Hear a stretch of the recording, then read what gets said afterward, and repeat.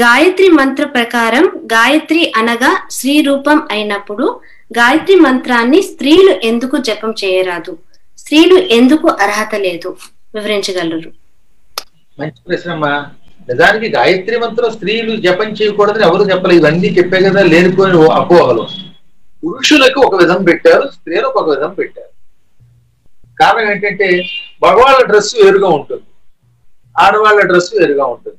అవయవాలు స్త్రీలకు ఒక రకంగా ఉంటాయి, పురుషులకు ఒక రకంగా ఉంటాయి. అందుకని ఇప్పుడు ఉదాహరణకి మగవాడు సాష్టాంగ నమస్కారం చేసినట్టుగా స్త్రీలకి వక్షోజాలు అవి ఉంటాయి కనుక భూమికి తగిలించడం దోషం కనుక వారికి పంచాంగ నమస్కారం, పురుషులకి సాష్టాంగ నమస్కారం చేస్తారు.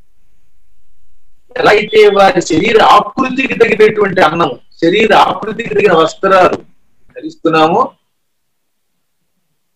అలాగే మంత్రములకు కూడా కొన్ని నియమాలు ఉన్నాయి.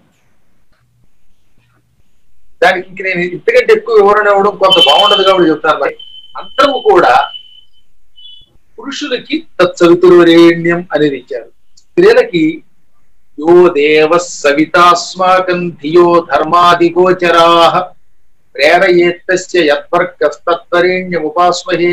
ఈ గాయత్రి మంత్రమే ఆ శ్లోక రూపంలో ఉంటుంది, కొంచెం తేడా విధానం. కాబట్టి స్త్రీలకేమో గాయత్రి మంత్రం ఈ శ్లోకం రూపంలో చేయమన్నారు, పురుషులనేమో తత్సవితుర్వరేణ్యం చేత చేయమన్నారు. మళ్ళీ సన్యాస దీక్ష ఉండి అన్నిటికీ అతీతంగా ఉన్నవాడికి అసలు ఈ నియమాలు లేవు, వాడు ఎలా అయినా చేసేయచ్చు ఒక గృహస్థాశ్రమంలో ఉన్నప్పుడు. అలాగే సంధ్యావందనం ఆడవాళ్ళు మగవాళ్ళు చేశారు, వాళ్ళు గాయత్రి మంత్ర జపం చేశారు. సీతాదేవి సంధ్యావందనం చేసింది. సంధ్యాకాల మనాశ్యామ ధ్రువమేష్యతి జానకి సంధ్యార్థే వరవర్ణిని అని సుందరకాండం 15వ సర్గంలో ఉందా లేదా? సంధ్యాకాలం సమయం తప్పకుండా సంధ్యావందనం చేస్తుంది సీత. ఈ నది దగ్గరకు వస్తుంది, సంధ్యావందనం చేస్తుంది అని హనుమంతుడు అన్నాడు. కాబట్టి సీత సంధ్యావందనం చేసింది, గాయత్రి జపం చేసింది. పూర్వకాలంలో వేదములు దారికి లాంటి వాడు చదివారు.